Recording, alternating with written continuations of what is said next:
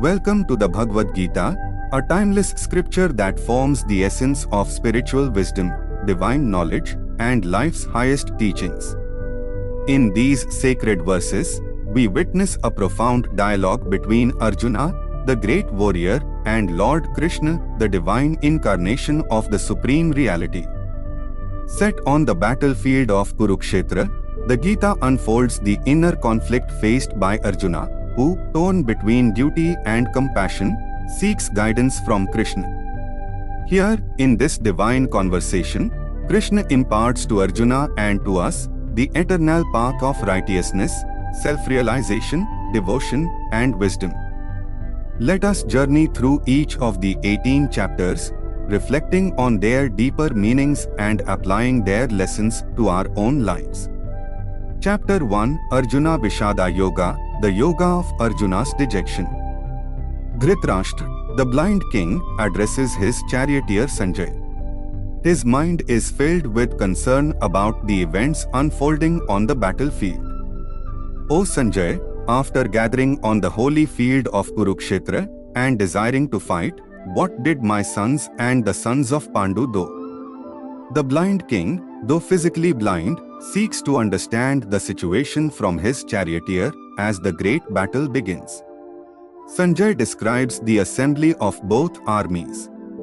On the battlefield, warriors gather on both sides. The air is thick with tension. King Duryodhan, leader of the Kauravas, surveys the forces and sees the formidable warriors in the Pandav camp, including Bhima, Arjuna, and Yudhishthir. As the battle is about to commence, Arjuna, the great archer, stands troubled by the sight of his kin, his teachers, friends, and relatives on both sides. His heart is heavy, and he cannot bring himself to fight. O Krishna, I see my family members, my teachers, and my friends ready for battle. How can I raise my bow against them? I am torn, my mind is confused, and my heart is filled with sorrow. What is the right course of action? This chapter is a deep exploration of inner conflict, a universal human experience. Arjuna's moral and emotional dilemma on the battlefield symbolize the inner struggles we all face. Chapter 2, Sankhya Yoga, the Yoga of Knowledge. In this chapter, Lord Krishna begins his teachings to Arjuna. The wisdom he imparts not only addresses Arjuna's emotional distress, but also provides eternal spiritual insights. You have a right to perform your prescribed duties, but you are not entitled to the fruits of your actions.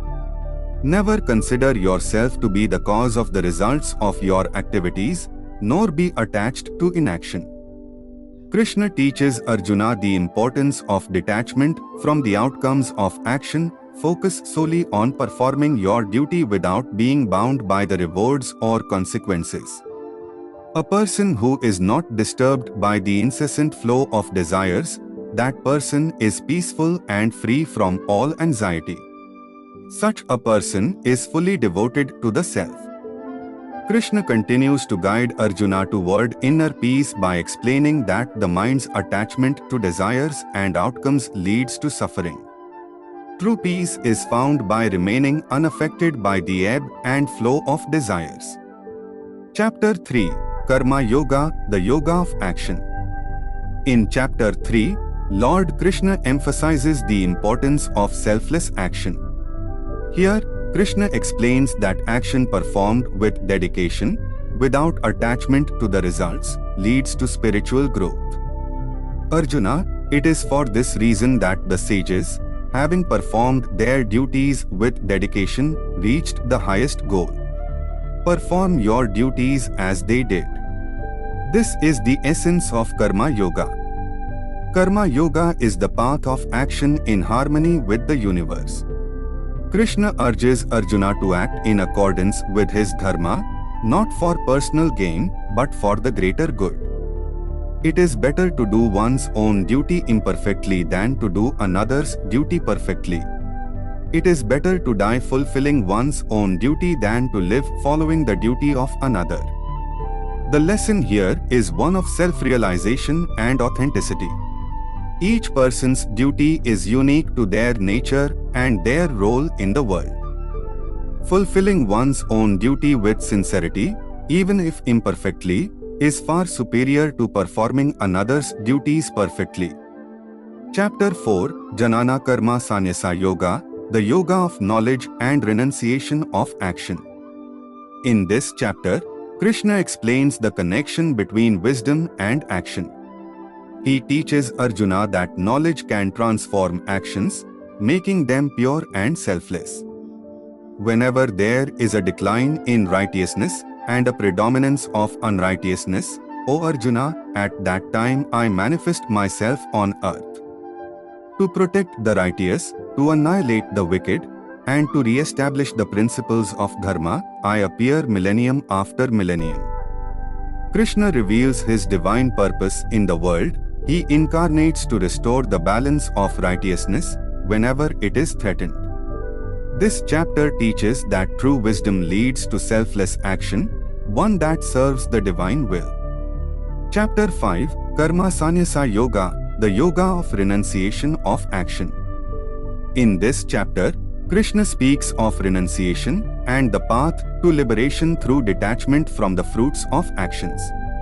However, he clarifies that true renunciation is not the abandonment of action, but the renunciation of desire.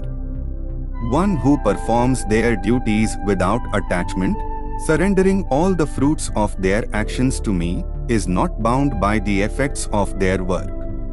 Such a person is truly a renunciant. Krishna reveals the essence of true renunciation, not in abandoning action, but in performing it without personal attachment or desire for the result.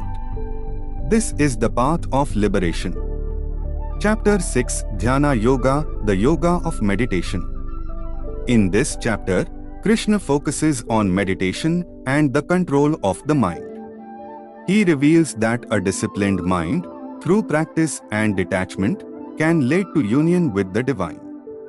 One should elevate oneself by one's own mind and not degrade oneself. The mind is the friend of the conditioned soul, and the mind is the enemy of the soul. Krishna teaches that the mind can either be a source of liberation or bondage. By mastering the mind through meditation, one can attain the highest spiritual realization.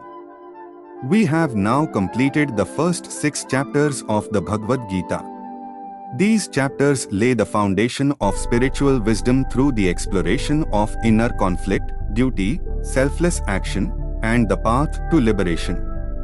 In the coming chapters, Krishna will delve deeper into the nature of the self, the cosmos, and the ultimate truth. Thank you for joining me on this journey through the Gita. Reflect on the wisdom shared, and may it illuminate your path toward peace, understanding, and self-realization. Chapter 7, Jnana Vijnana Yoga, the Yoga of Knowledge and Wisdom.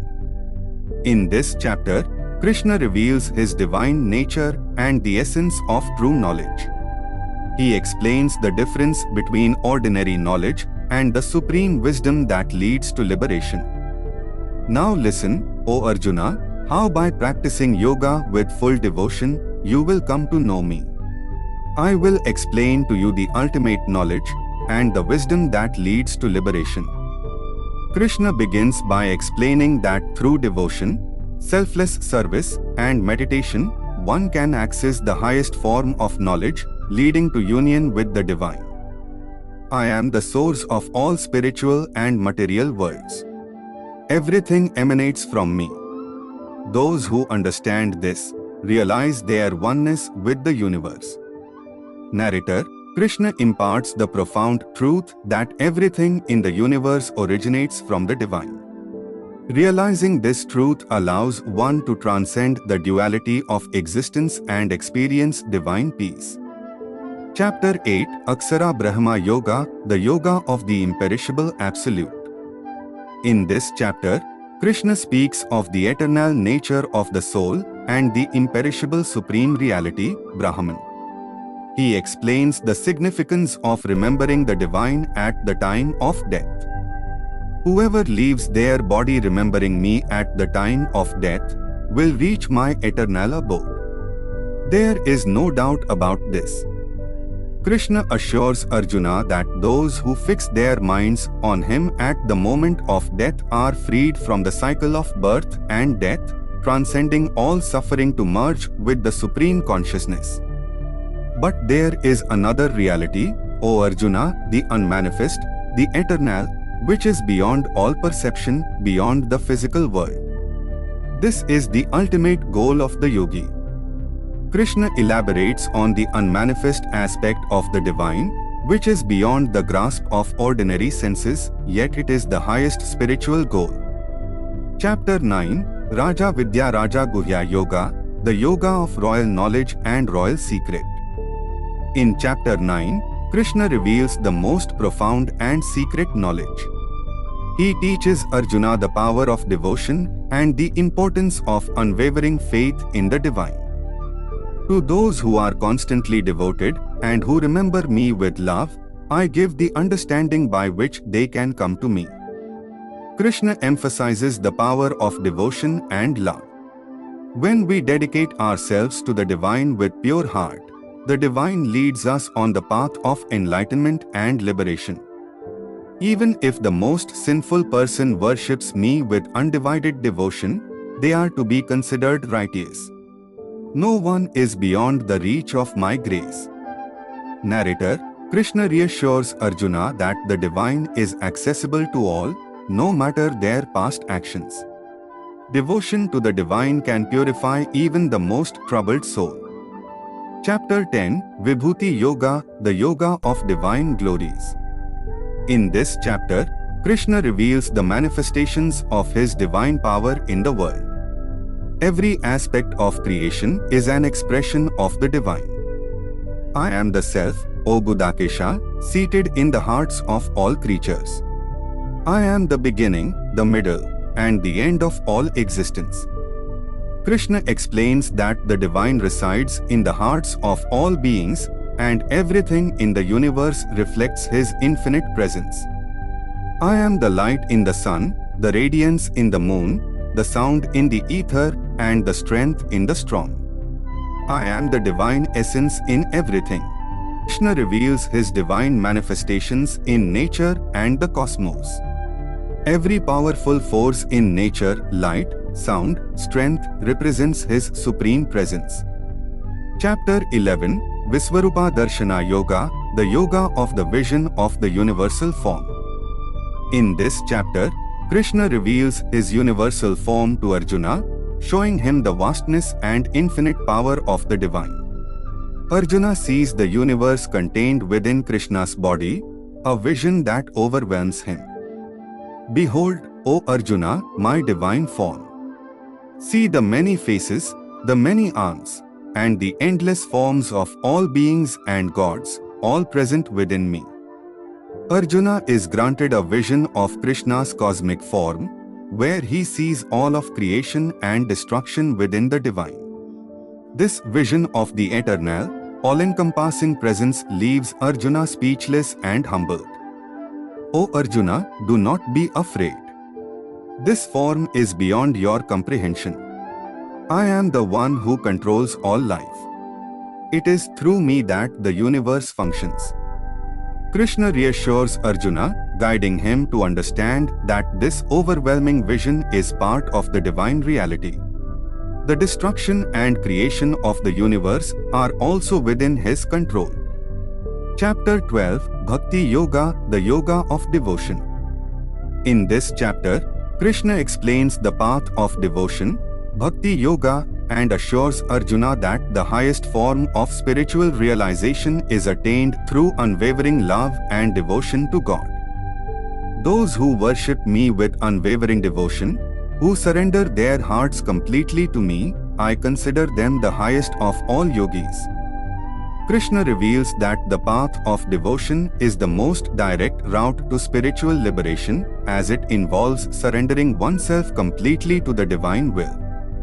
The one who is free from pride, who is content with what they have, who is free from anger and jealousy, such a person is dear to me. Krishna clarifies that the true devotee is one who has transcended worldly desires, who is humble, and who sees the divine in all beings. These qualities make one truly dear to Krishna. Chapter 13, Kshetragna Vibhaga Yoga, the yoga of the field and the knower of the field. In this chapter, Krishna explains the difference between the physical body, Kshetra, and the eternal soul, Kshetragna. The body is the field of experience, and the soul is the true knower of this field. This body, O Arjuna, is called the Kshetra, and the one who knows this body is called the Kshetragna. I am the knower of the body in all living beings. Krishna clarifies that while the body is impermanent, the soul is eternal. Understanding this distinction is key to attaining spiritual wisdom and liberation. Chapter 14, Gunatraya Vibhaga Yoga, the yoga of the division of the three gunas. In this chapter, Krishna explains the three fundamental qualities or gunas, sattva, rajas, and tamas, that govern human nature. These qualities shape our actions, thoughts, and spiritual growth. When the light of knowledge and wisdom arises, the effects of rajas and tamas subside, and sattva, the quality of purity, prevails. Krishna teaches that the three gunas bind us to the material world. By transcending the gunas, one can attain liberation and spiritual freedom. Chapter 15, Purushottama Yoga, the yoga of the Supreme Divine Personality. In this chapter, Krishna explains the nature of the eternal soul and the supreme reality. The material world is described as a perishable tree, while the divine is eternal and beyond all dualities. The eternal soul is never born and never dies. It cannot be destroyed by any force. It is beyond the changes of the material world. Krishna reveals the immortal nature of the soul, which is impervious to death, decay, and destruction. This eternal truth is the essence of spiritual wisdom. Chapter 16, Daivasura Sampad Vibhaga Yoga, the yoga of the division between the divine and demoniacal properties. In this chapter, Krishna outlines the characteristics of the divine and demoniacal qualities. Those who cultivate divine qualities attain liberation, while those with demoniacal tendencies remain trapped in ignorance. The demoniacal person is filled with arrogance and pride.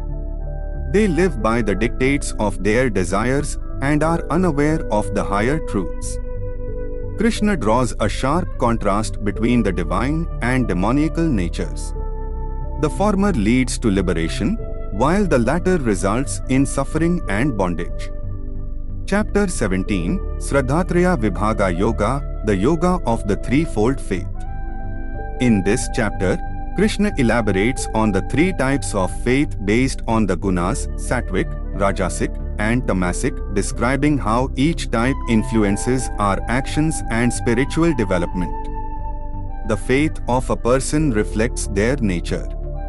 Those with sattvic faith worship the divine, those with rajasic faith seek power and wealth, and those with tamasic faith worship spirits and forces of darkness. The type of faith one holds determines the direction of their life. Krishna encourages Arjuna to cultivate sattvic faith, the path of purity and devotion. Chapter 18, Moksha Sannyasa Yoga, the yoga of liberation and renunciation. In the final chapter, Krishna summarizes the teachings of the Gita. He explains the nature of liberation, the importance of surrendering to the divine, and the path of renunciation. Abandon all varieties of dharma and simply surrender unto me. I will deliver you from all sinful reactions, do not fear. Krishna assures Arjuna that by surrendering wholeheartedly to the divine will, one can attain the highest liberation, free from fear and suffering. And so, we conclude this sacred journey through the Bhagavad Gita. The wisdom of the Gita offers profound insights into life, duty, devotion, and liberation. May these teachings inspire and guide you on your own path toward self-realization. Thank you for listening. May peace and wisdom be with you always.